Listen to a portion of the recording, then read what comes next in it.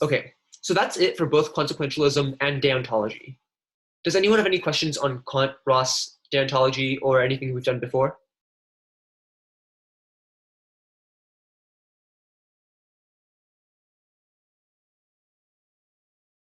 Okay, so I'm just curious, who agrees more with consequentialism, and then who agrees more with deontology?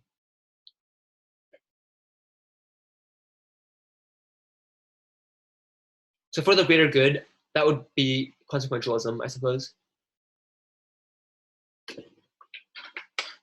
Hammurabi says deontology.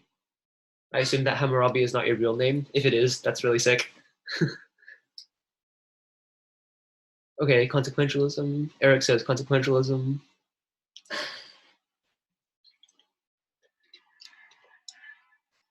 Two more consequentialisms. Okay. And for everyone who thinks that consequentialism is better, why? I see that Shengyao Liu says because deontology depends on how you define right or wrong. That is a valid criticism of deontology. But what about everyone else? Why do you prefer consequentialism?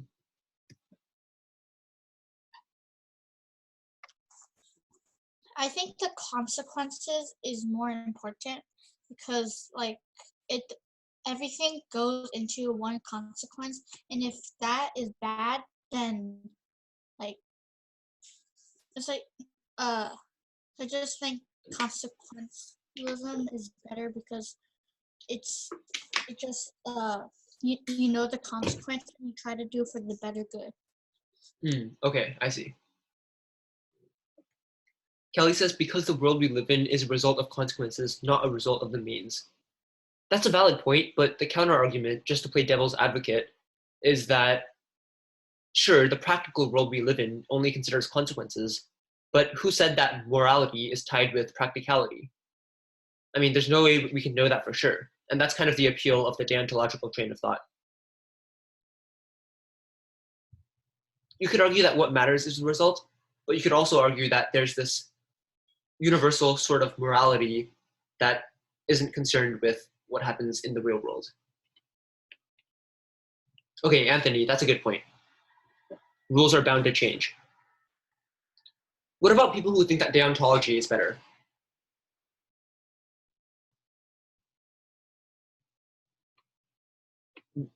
For the people who support deontology, why do you favor it over consequentialism?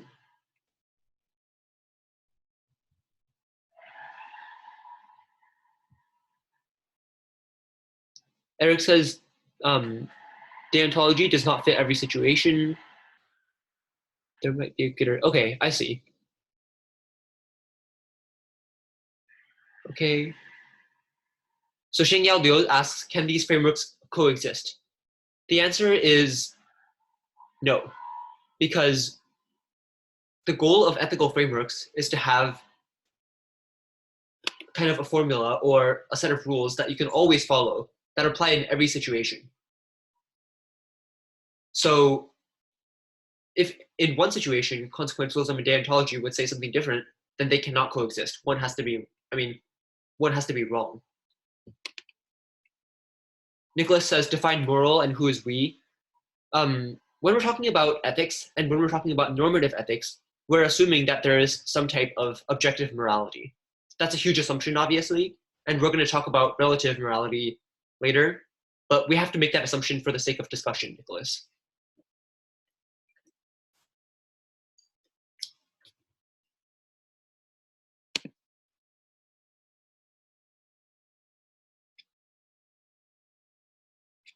Okay. Anyone have any questions on anything that we've gone over so far?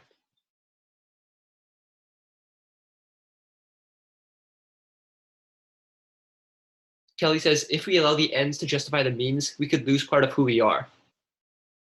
Yeah, that's another appeal of deontology. It appeals to like the sense of humanity and having something that's beyond consequences. So Ariel, I see your questions. I saw your previous question as well. I can answer that after class. Not right now because we're limited in time.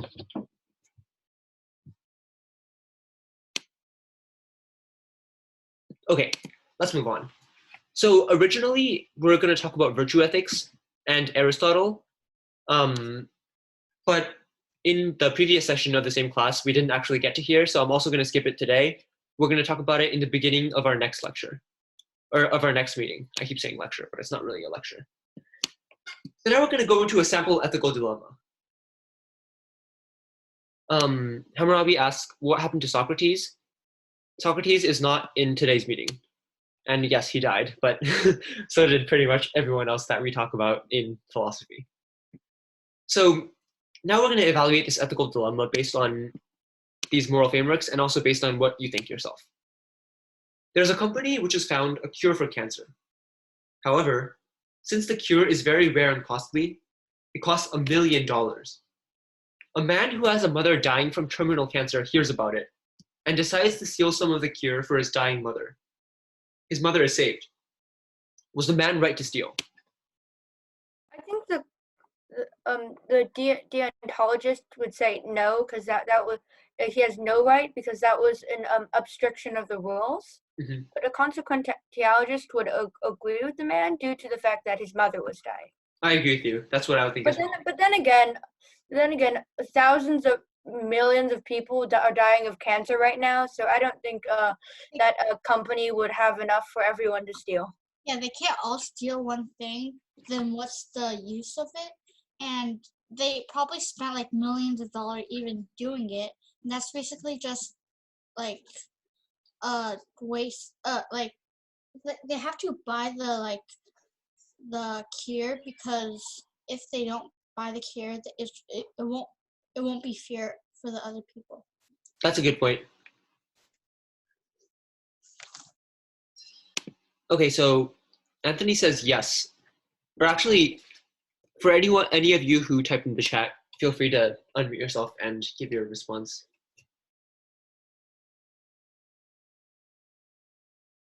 The person who has the table flip emoji says, it really depends on the point of view. I agree with you. And then Kelly says, if we all die at the end, what is the point of postponing? Well, for the sake of discussion, we're going to assume that death is something that's negative.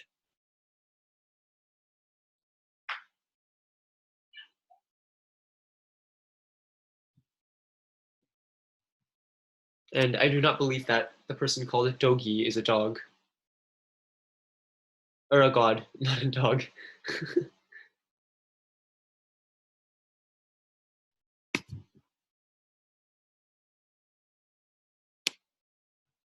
Okay, does anyone disagree with any of the opinions that were presented so far?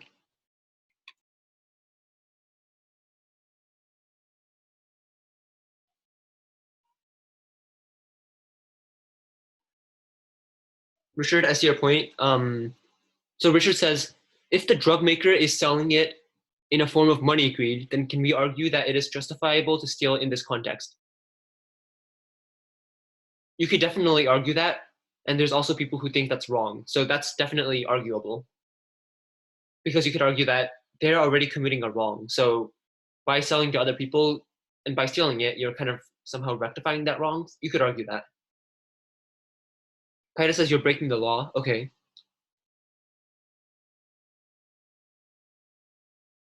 Kelly says, what if it costs a lot to make it? Let's assume that it doesn't cost $1 million to make it. It costs less than that.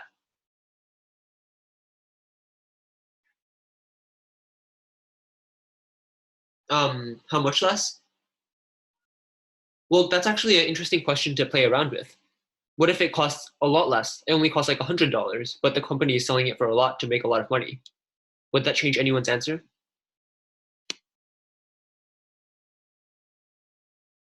Yeah, exactly. How much less would make it justifiable? For people who said that it's bad, it's wrong to steal it, what if it only cost the company $1 or maybe 1 cent? Is that still wrong?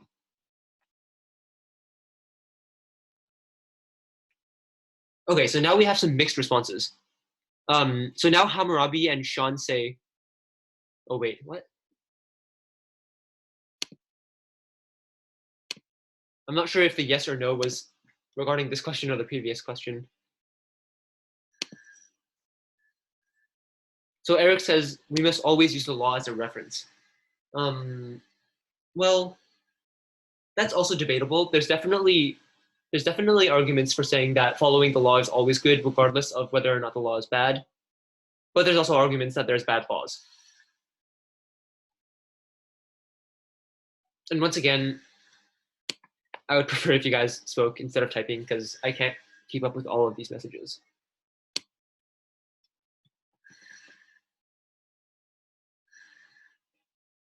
Could the son return the money? Sorry? Could the son return the money? Let's say no, because it costs $1 million, and if they could buy it, then they would buy it instead of stealing. If you make it for $1 and sell it for $1 million, isn't that illegal because you can't? That's like not really. It's like buying toilet paper for $1 and selling it for $1 million. That's like not legal, right? Yeah, so that's an interesting question, right? Is it, let's say that someone is doing illegal, something that's illegal. Sure. Is it moral to do something bad to the person who's doing something illegal? Like, does two wrongs make a right? But Maybe it does. But if it's $1, is it? Are you saying like only one company knows how to make it? Or well, let's just assume that. Because it's like a monopoly. It's a huge company that controls this cure for cancer. And they sell it for $1 million. Yeah, because they're the only one with it, which is why the man has to steal from the company. Okay, then I think that, but can't like the government like try to like ask them to what is the cure? Can't you just tell us stuff like that? Because it's, well, let's just assume that hasn't happened yet. Just pretend it hasn't, because this is a thought experiment. Oh, okay then. I think he has the right to steal. Okay, I see. Because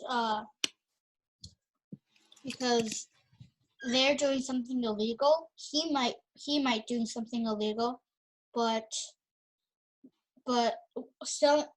buying something, making something for $1 and selling it for $1 million is more of a crime than stealing something. Because the company is basically only losing $1. Okay, I see. They're selling it for millions. That's a valid point. So Hammurabi says, no, it doesn't. Would you care to explain why not? Or anyone else? It is just a piece of my mind, but I say that it depends on the man's ability to pay that $1 million. Say that he cannot. He's like pretty poor. Then I think that is acceptable to steal, although it is against the law. I see. Okay.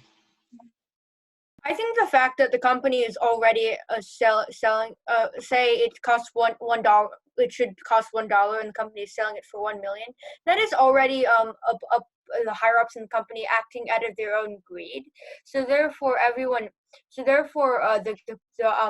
person who steals is very much justified. But at the same time, the company should be should be shut down by the government and the cure provided for all, due to the fact that the company is exhorting a cure to a disease that should be made public. I see. That's a good point. Okay. That's not really fair for the company though, because the company owns the cure. You could sell the drug for moderate profit, but made it affordable. But that's still illegal. Even if they don't own it, they just made it. But that's kind of it's still illegal for them to sell for $1 million and only make for $1. And like what? So basically, what sells for $1 and could cure cancer? That's like sugar and candy and stuff. Like what else can you buy with $1 million? Well, everyone tries to make profit though. Plus, it's their thing, and they own the cure and stuff. Yeah, So but they have the right to make profit. You cannot own a cure. You cannot own a formation of drugs.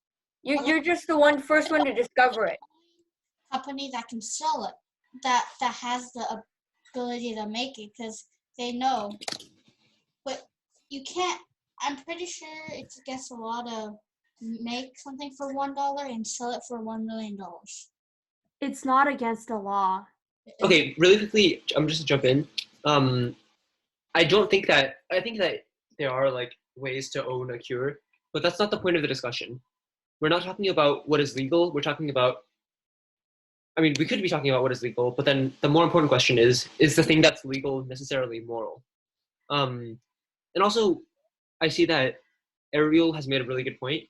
They say that as soon as someone steals it, others would believe they have the right to do so as well.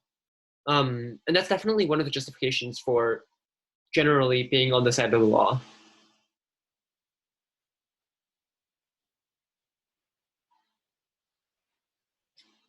But at the same,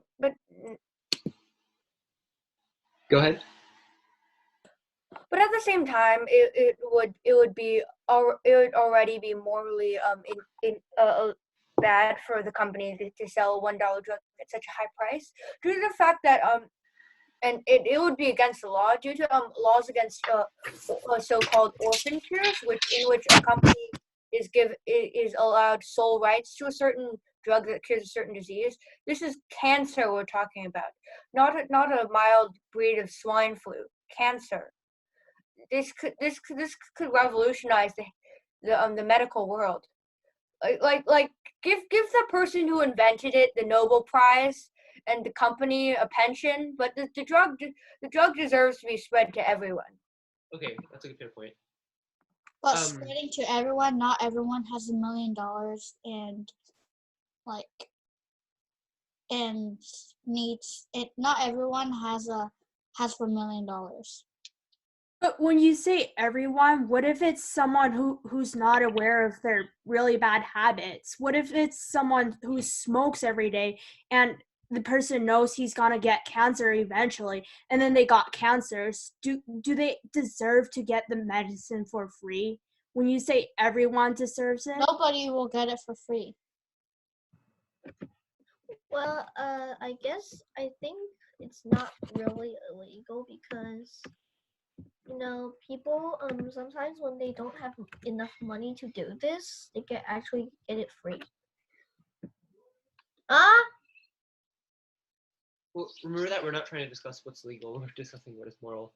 Also, really quickly, we can continue the conversation, but it's 7 o'clock. I know that some of you have school, so I want to be respectful of your time. So you can feel free to leave if you'd like. However, I'm going to continue the discussion here because we're not done with this. And I think guys have school. I'd say that morals are set by people, and if I was standing in the perspective of the drug maker, it's definitely moral, because it helps me make a lot of profit.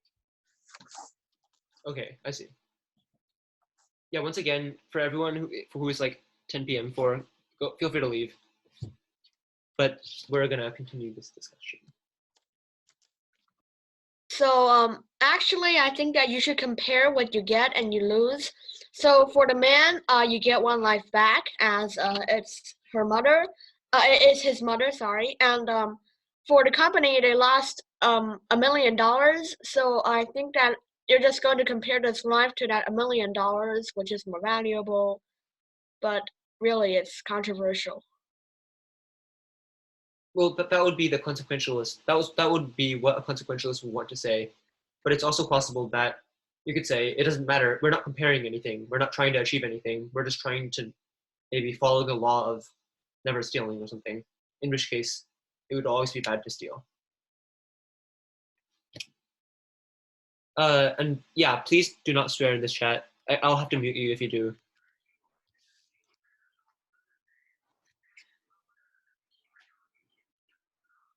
Well, I could kick you out though, so I might not be able to mute, but I can kick you out.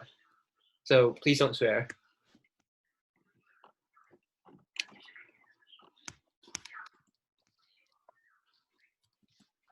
Okay. Anyone have any more thoughts on this dilemma? I actually originally planned for 2 dilemmas. So if not, here. This is the second one. And if you don't want to do it, you can feel free to leave once again.